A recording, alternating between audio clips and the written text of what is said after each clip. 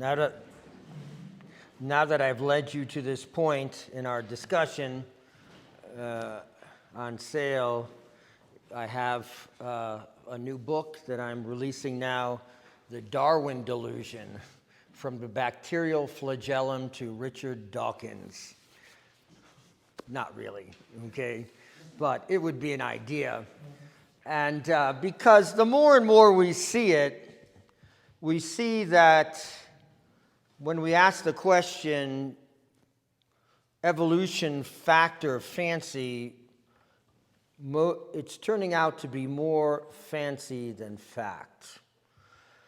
Now, when we think of evolution, now, what I'm going to do now, since tomorrow I'm going to consider Dawkins' attack upon the classical proofs for the existence of God. What I'm going to do now, so I can get out of my system, is just attack his theory of Darwinism, okay? Using whatever I could find to show that it's impossible or completely unproven. And remember here that Darwinism is a transformationist hypothesis. All right, Darwinism is a transformationist hypothesis, and its contention is that one species can transform itself into another species. So its main contention is that one species can transform itself into another species. Okay? It's not talking about the possibility that a species may adapt itself to changes in the environment. No one has any issue with that a species may adapt itself in certain ways to changes in the environment. Okay? And it also, there's no question that within a species, certain types can develop certain beneficial traits as you move from from breeding, from one generation to the next. So there's no question about that. What the Darwinists say is that you can move from one species to another. And not only just one species to another, but there is a whole chain, linked chain from the simplest living things all the way to the most complex.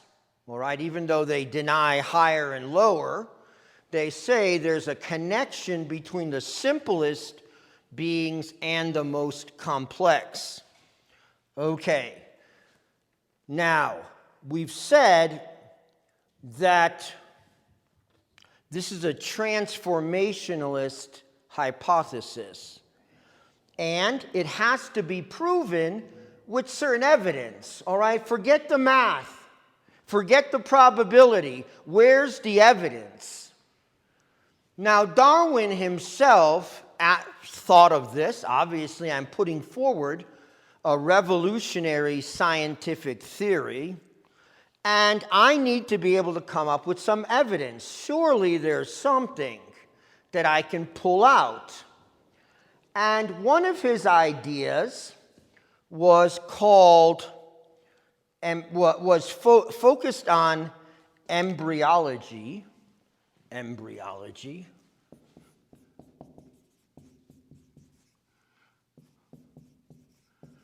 Okay, embryology. And what he wanted to find, or what he was looking for, was what's called the law, he called the law of recapitulation. All right, the law of recapitulation. It's sort of a clever idea, since you could not see in the paleontological record, at the level of fossils, any kind of movement from one species to another, or slow graded ascent, he said, well, maybe you can see the evolutionary development of a species by looking at the embryo of a thing and seeing how it develops, okay? Because the embryo should or could recapitulate the entire history of that thing's evolution. Okay, so within itself, recapitulate the entirety of the thing's evolution. This law of recapitulation was popularized by Haeckel again, okay? All right, Ernst Haeckel, the famous Darwinist from Germany. And they found that as science moved forward, so what would that mean, recapitulation? What would that be, recapitulation? Go ahead. Would it be that you start with the fish embryo and you end up with a dog embryo? You end up with a fully formed dog at the end? Yeah. But because the dog has its origin in the fish, right? And the big problem is also that according to the evolutionists, according to the Darwinists, plants and animals have a one common ancestor, right? Or a common ancestor. So how are you going to do that? Okay, how are you going to show a common ancestor? And also think about a human. You have to go from plant to animal to... Is that anywhere in the development of an embryo? Well, maybe, but let's see if it works all the time. Because it's not, this law of recapitulation is not just supposed to work some of the time, it's supposed to work all of the time. Okay, that's what the Darwinists wanted to show. Okay? First of all, okay, number one proof that such is not the case. Okay? It is generally admitted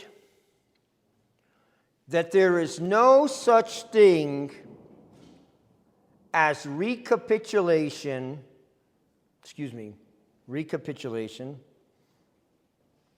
in the embryonic development of plants. Okay? There's no affiliation at all between plants and animals in the development of the embryo. All right, there should be if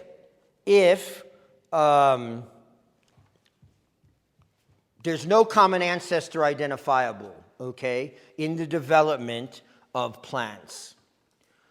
Also, another problem with this theory, the transformationists, meaning the evolutionists, believe that birds are derived from ancestors which possess teeth.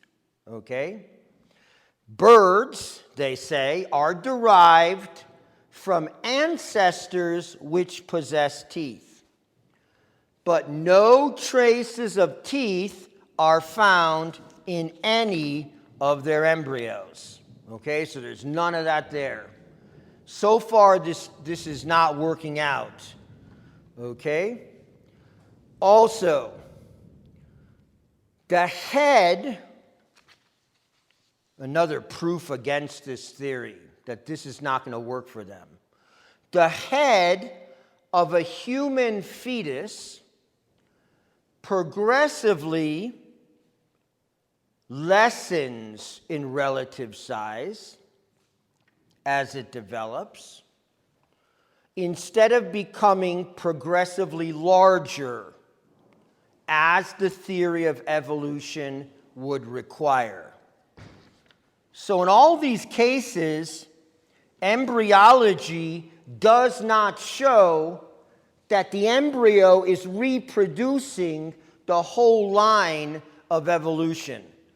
All right? It's not evidence. The development of an embryo is not evidence for any kind of evolutionary movement. So where do we look? I mentioned that the fossil record is going to be key.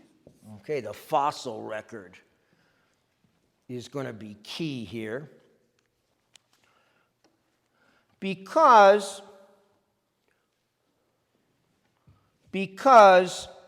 it should show clearly and distinctly this slow development from one species to another through all the long ages that the evolutionists give to the world. It should be chock full. The fossil record should be chock full of these transitional forms. Is the fossil record chock full of these transitional forms? Okay, chock full. Well, the Precambrian strata, okay, when we actually look at the record, the Earth's crust, 80% of it falls within the Precambrian strata. Okay? This is supposed to account, according to the evolutionists, for 900 million years. 900 million years of the Earth's life. Okay? So the Precambrian strata, constituting 80% of the Earth's crust, corresponding to 900 million years of geological history. All right, and what kind of territory are we talking about? This accounts for over 5,000 feet of unbroken layers of sedimentary rock. All right, over 5,000 feet of unbroken layers of sedimentary rock. This rock is ideally suited for the printing of fossils. And yet, what do we find?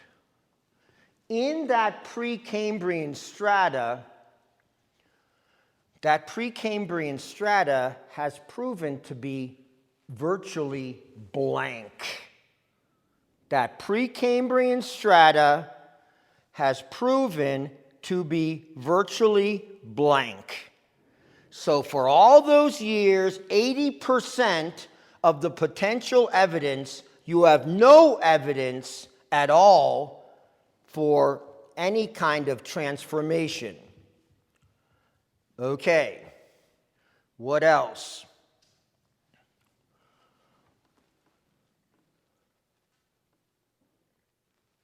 When you look at the Cambrian strata, which is the 20%, we find a lot of fossil activity, a lot of fossil presence. Okay? And we can assert, certainly, that, and I quote here, the majority of fundamental types in the animal kingdom present themselves to us without antecedent from a paleontological point of view. This remains true as every paleontologist knows. So, overwhelming majority of those found fundamental types present themselves to us without any antecedent. There should be thousands, millions of these transitional figures, transitional states, and yet we find none. So this is the difficulty. So the paleontological record doesn't argue for the truth of Darwinism, this slow evolutionary transformation. All right? Just one other thing about, again, we mentioned this before, but just to nail this down with regard to the strata and the fossil record. What about the fossil record in evolution? What about the fossil record in evolution? Something obvious. Something that can't be doubted. Go ahead. About the fossil record in evolution. If that's your source of proof, what's the problem?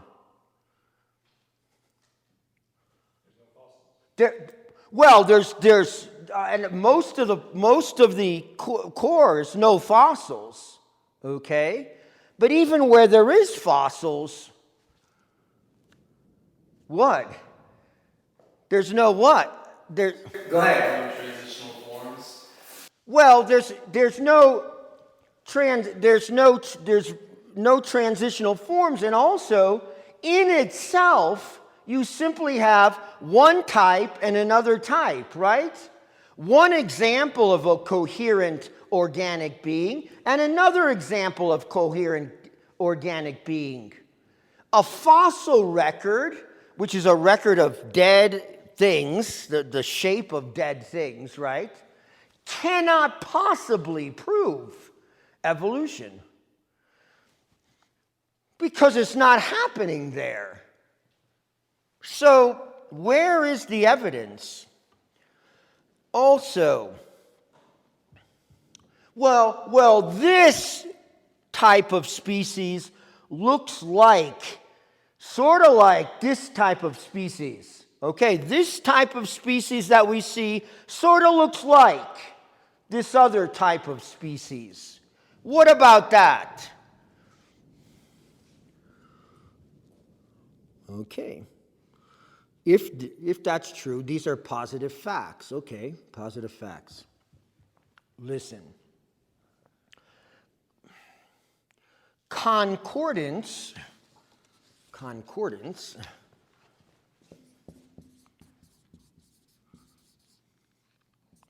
is not filiation. All right? I mean, if we want to be scientific and logical, let's just be scientific and logical. All right? Concordance, that there's some concord between certain aspects of different species, that doesn't mean that those species are affiliated with each other, right? That doesn't mean they originate from a common ancestor, right? That just means there's similarities. There's a concordance, right? Prove filiation from the fossil record. Prove that there's a common ancestor. Prove it from the fossil record. Go ahead. Got to prove it. You say what? Go ahead. And you can't prove it, right? You can't prove filiation from the fossil record. The fossil record doesn't yield that kind of information. It's just one thing and another. So you can't just rely on concordance, similarity. You have to prove filiation, and you can't. You can't. Okay, what other way is there that sinks this theory. Okay. And, okay, whoa, there we go. Dawkins, Richard Dawkins. He makes fun of the creationists. Anyone who believes in God, he labels creationists, just sort of crazy, Bible thumpers. That's how he wants people to think, okay? He speaks of, the God of the gaps. The God of the gaps. He continually brings this up, the God of the gaps. Okay? The God of the gaps. Well, I'm just going to write CSI so I don't forget. Okay. God of the gaps. Why would he sort of point his finger and shake his finger and say the God of the gaps? Oh, all you creationists want is the God of the gaps. You think that's satisfactory? Go ahead. He thinks that whenever we have a problem, Yes. and we don't know how to explain it, Yes. we just throw We just throw God God. into it. Okay? Oh, there's a gap between this type and that type. Oh, God made it. Okay? The God of the gaps. So he's making fun of that. First of all, he's admitting there's gaps. Okay? He's admitting that there's not this slow buildup, this slow piecing together of organic creatures. So now he's throwing it on us to sort of, move the whole thing along and saying, well, you just call on God. If there's a gap, you call on God to fill it and say, oh, well, he bridged that gap. What can be said about this? What can be said about this? Go ahead. At least you get something rational to fill the gap. What is that? At least you get someone who can fill the gap. Oh, yeah, fill the gap? Yeah. Well, if you think of this,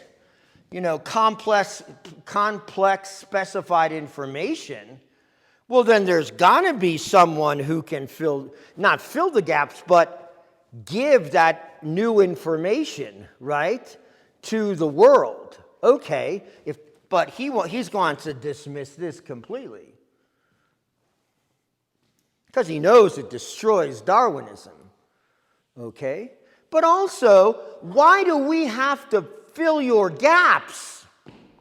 Okay, there's no gaps. We don't talk about gaps. You do. You talk about a chain in the development of species. Okay, we don't. So what you have these huge gaps that your theory has created. Why do we need to fill the gaps at all? You see, there's a clever manipulation to make the creationist idea seem absurd. Okay? So it's not looking good for Darwin. Okay. Let's embryology, affiliation. Okay. I don't know. Did anyone learn evolution in school? Anybody? Some of you? Yes. Okay. Number, yeah. I did in high school, a diocesan high school, and they always talked about vestigial organs. Vestigial organs.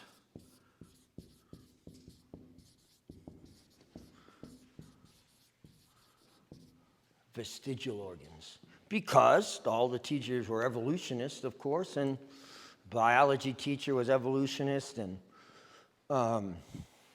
we always talk about vestigial organs, sort of organs that appeared in your body that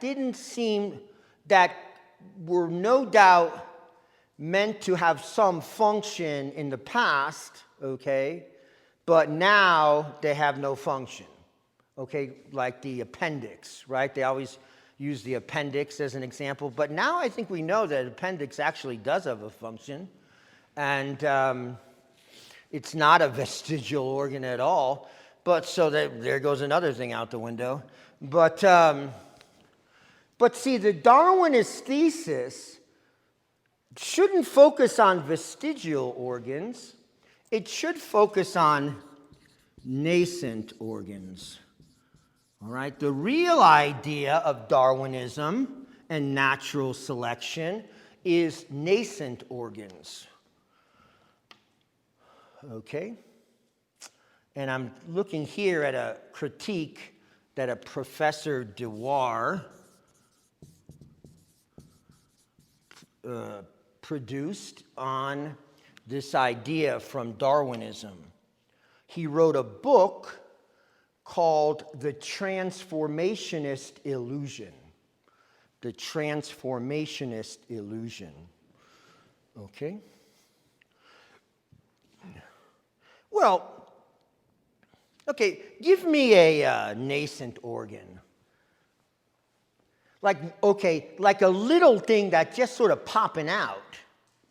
Okay? That in your great-great-great-great-great-great-grandchildren, it'll be a pretty good, almost functioning. And then your great-great-great-great-grandchildren will be another, it'll be fully going by then. Okay? Give me just one example of some little organ. You got to make it up, because none exist. I'm not going to tell you yet. None exist. Okay, but just make one up. Like a third ear, right? It would, where? Brother, where? On the top? Nah, on top of the head. That'd be too dumb. Behind the other one. That is disgusting.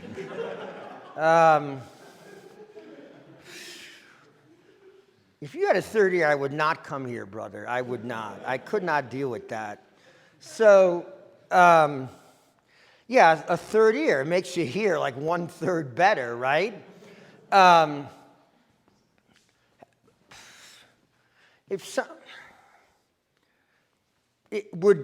Would that actually... Would that be a benefit for the individual? First of all, it would be developing slowly, right? It would be just a little bit of skin popping out and a little hole forming next generation. Then, the little lobe would form in your grandchildren, and then slowly, right? It wouldn't pop out all at once. If it popped out all at once, it'd be a mutation. And I'd say, gross, okay? But it's got to develop slowly over, 10 million years or something. But in that time, would that little lobe and little half ear and quarter ear, would that help you? No, it wouldn't help you. Let me just read something here. It is also interesting that whereas much has been made of the so-called vestigial organs, like the appendix, the subject of nascent organs is rarely brought up. Yet, as Dewar has pointed out, the theory of evolution calls not for vestigial organs, but for nascent organs, for rudimentary structures, that is, which are not yet of any use, but will become useful in their developed state, okay, over millions of years. So there should be like a little ear popping out, okay, and then it gets bigger and bigger and bigger till it's finally normal, like another one in the back. Give me another nascent organ. A third leg, all right? You read Chesterton, right? Did you? Chesterton talks about a third leg. It'd be good to kick your boss, at the later on in a million years, but in units like that, it'd be sort of awkward. So really not going to help you much. Yeah, I mean, okay, so we got, it's funny how it doesn't happen. Okay. But, so what about the whole record of, and the whole analysis of organic beings should be full. These things should be sticking out everywhere. If evolution is true, right? If evolution is true, what is that growing, brother?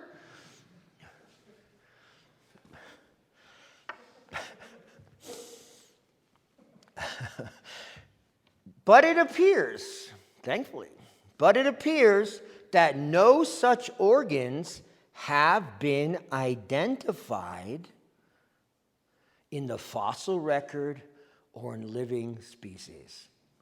No such organs, no such nascent organs have been identified in the fossil record or living species. Okay? Dewar says, so far as I am aware, no fossil exhibits a nascent organ. The earliest known fins are fully developed. So are the earliest legs and wings, whether of insect, bird, or bat. Okay? With regard to living species, he says, if these species were really evolving, the majority of them ought to exhibit nascent structures in almost all states of completion. From, okay, here's a big word, it's sort of disgusting.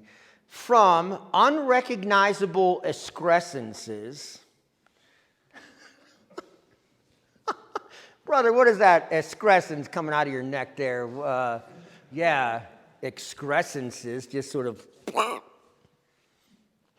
to structures almost ready for use. Not a single one seems to exist. Not a single one seems to exist. Okay. Let's do blood. Blood relations between man and apes. What about the blood relations between man and apes? This was a big topic of conversation amongst the early Darwinists. Okay? Now, they say, well, there's a lot of affinities between the blood of men and apes. All right? There's a lot of affinities between the blood of men and apes. Okay, that means what? Men come from apes, right? Proof. Wrong. Why? The question is, what kind of affinity are we speaking about? What kind of affinity are we speaking about? A chemical affinity or a genealogical affinity? Okay, simple distinction. What kind of affinity are we speaking about? A chemical affinity or a genealogical affinity? Chemical means nothing, right? It's genealogical that we need to find. Okay, here's the data. Some 16,000 experiments with blood precipitation data was done. And in those experiments discovered something very embarrassing for the Darwinists. That's why they ignored the results. Okay? There are humans, for instance, more closely related to certain monkeys than to their fellow men.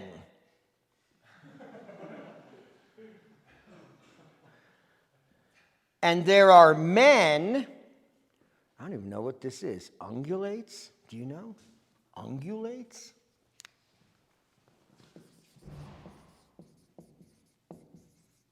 Do you know what an ungulate is?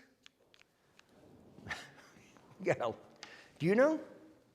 Latin is hoof or claw, talon. So, what would it look like? I mean, like what kind of thing? Is ungulates, is that the noun or? Well, ungulates is the noun. Okay. So, I guess hooves or talons. Horses, cows. horses, cows? Okay, we'll just say horses, cows, okay? Okay, here we go. Okay, there are humans, for instance, more closely related to certain monkeys than to their fellow men, and there are men as nearly related to carnivores, rodents, and ungulates as to their own kind. Okay, so some of us are we have a more blood affinity with rodents than to our fellow man. Okay, and yet we know that we're more closely related to our fellow man than to rats. Okay, so blood affinity is not going to do it. That's not going to show that there's any kind of genealogical connection. Okay, one final question. Okay, $1 million question. What is one of the nearest blood relatives to man? What is one of the nearest? Pig? Really?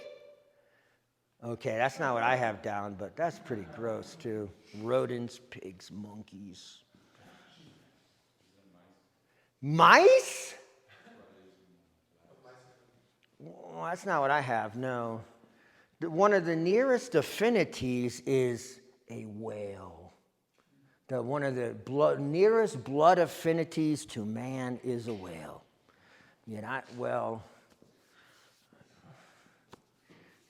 I may not be as skinny as you all, but I ain't related to no whale, okay? All right, so let's keep feeling sorry for Professor Dawkins, okay? Because it's not looking good for him. He better start attacking our proofs for the existence of God, because he's a mess. Okay, here we go.